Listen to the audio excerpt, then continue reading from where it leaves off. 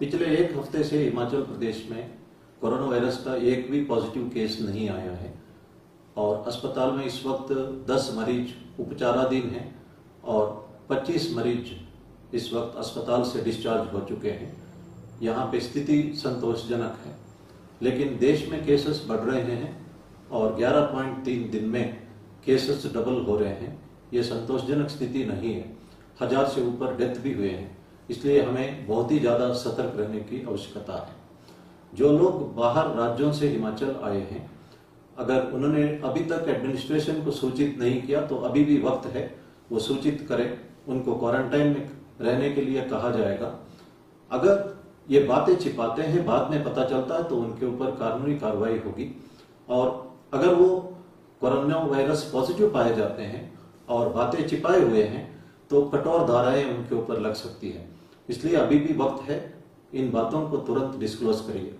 और आपके अड़ोस पड़ोस में अगर कोई व्यक्ति बाहर राज्यों से आया है और ये बात एडमिनिस्ट्रेशन को पता नहीं है तो आप सूचित करिए और हम उनको क्वारंटाइन में रहने के लिए कहेंगे। कुछ लोग क्वारंटाइन जंप कर रहे हैं, ये सही नहीं है। Health and family welfare ministry के गाइडलाइंस के मुताबिक जो क्वारंटाइन में है वे अगर अकेले कमरा और उसके साथ अटैच्ड टॉयलेट्स है तो वहां रहना चाहिए।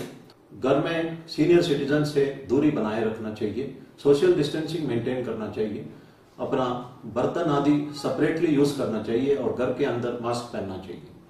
इन आदेशों का सभी लोग बाहर से आए वे पालना करें।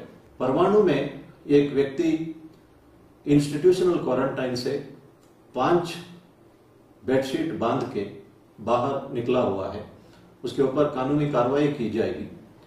पाउंटा साहिब में एक गैंग फेक कर्फ्यू पासेस बना रहे थे और वे एसडीएम का सील भी बनाए हुए थे।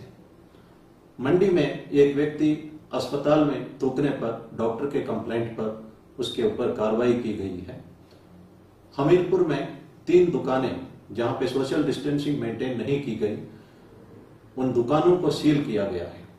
ये बहुत ही अफसोस की बात है कि कुछ लोग अभी भी लॉकडाउन का मकसद ही नहीं समझ पा रहे हैं।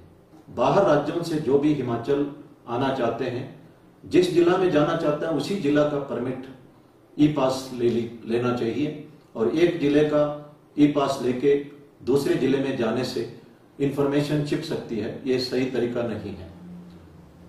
अगर आप कार की को सैनिटाइज करना चाहते हैं तो सैनिटाइज करने के उपरांत कपड़े से उसको साफ करें, वो ड्राई हो जाए, ताकि इसमें खतरे से आप बच सकते हैं।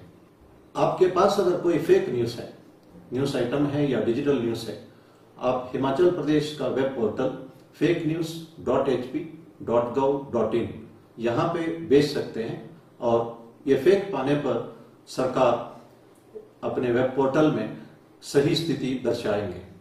इसी तरह अगर आप 9816323469 नंबर पर फोन करके भी फेक न्यूज के बारे में सूचित कर सकते हैं, उचित कार्रवाई की जाएगी। ऑनलाइन हैकर्स ट्यूटोरियल नाम से लोगों से पैसा कलेक्ट किया जा रहा है। कई लोगों ने पैसा खो लिया है। इस पर सतर्क रहे और पुलिस इस पे उचित कार्रवाई करेगी। स्कैमस्टर्स जो है WHO के नाम पे रॉन्ग एडवाइस देते हैं और डोनेशन भी कलेक्ट कर रहे हैं, इस पर भी सतर्क रहने की आवश्यकता है। गूगल डूडल वेब पोर्टल से बच्चे गेम्स खेल सकते हैं, ये खतरनाक गेम्स नहीं है। WHO चिल्ड्रन स्टोरीज यंगस्टर्स को और बच्चों को कोविड-19 से फाइट करने के बारे में सहायता मिल सकती है, इसका आप उपयोग कर सकते हैं। हमारे स्वतंत्र सेनानी कई बार जेल जा चुके हैं। हर बार उन्हें जब जेल की सजा सुनाई जाती थी तो वे इस आशा से जेल की सजा काटते थे कि भारत आजाद होगा। महात्मा गांधी जी एक कर्मयोगी थे। वे हमेशा देश को स्वावलंबी होने पर जोर देते थे। जब उनकी डेथ हो रही थी, उन्होंने ये कहा था कि हे राम राम। भगवत गीता में कहा है कि कोई भी आखिरी सांस में भगवान को याद करता है, वो भगवान में लीन होता है। और गांधी जी में ये बात हम देख सकते हैं। महात्मा गांधी जी अपनी मां से पूछा था, how to get happiness and contentment in life.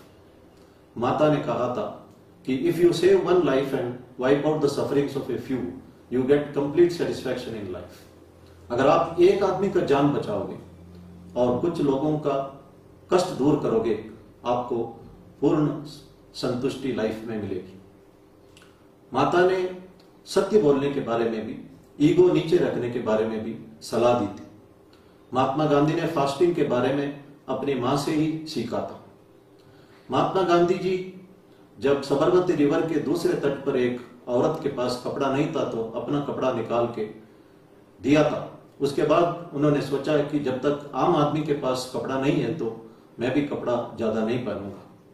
Way round table conference में भी सिर्फ एक ही कपड़ा लपेट के गए हुए थे। उन्होंने इंग्लैंड में बैरिस्टर की पढ़ाई की थी। वे भारत को सही मायने में रिप्रेजेंट करने का धैर्य उनमें था। माता ने कहा था ईगो को नीचे रखना। एक बार महात्मा गांधी जी पोरबंदर जा रहे थे ट्रेन पर। उस वक्त एक आदमी पूरी रात बर्थ को कब्जा किया था और गांधी जी एक साइड में बैठना पड़ा और उनको धक्का देके के पैर से नीचे भी गिराया था। लेकिन पोरबंदर पहुंचते ही हजारों लोग गांधी जी के स्वागत में खड़े थे। ये व्यक्ति उस महान व्यक्ति का दर्शन करने के लिए जा रहा था जिनका नाम महात्मा गांधी है। उन्होंने महात्मा गांधी जी का पैर पकड़ा, माफी मांगी। महात्मा गांधी ने कहा है कि मैंने तो आपको बहुत पहले ही माफ किया था, आप इस तरह की हरकतें दोबारा मत किया करें।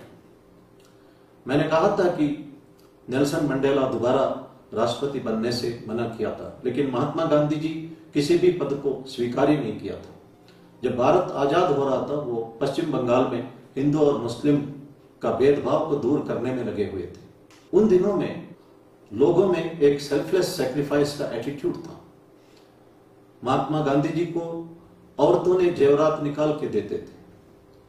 सर्च इन सीक्रेट इंडिया किताब में पॉल ब्रंटन ने इस तरह का कई सेल्फलेस सैक्रिफाइस के बारे में जिक्र किया था। आचार्य विनोबा भावे जब भूदान मूवमेंट के निकले, लोगों ने एकर्स ऑफ लैंड डोनेट किया था फॉर रीडिस्ट्रीब्यूशन अमंग अदर्स। लेकिन ये सेल्फलेस सैक्रिफाइस का एटीट्यूड कम होते जा रहा है, वो ना के बराबर रहा है। ये हालात में हमें दोबारा ये एटीट्यूड, ये क्वालिटी डेवलप करना है। भगवान श्री सत्य साई बाबा कहते हैं कि love is selflessness and self is lovelessness. The purpose of life is to move from lovelessness to love, from selfish to selflessness, and that is called self realisation. हम अपना कर्तव्य पालना करें, एक दूसरे का मदद करें, and let us make this opportunity to introspect ourselves and improve ourselves. धन्यवाद। जय हिंद।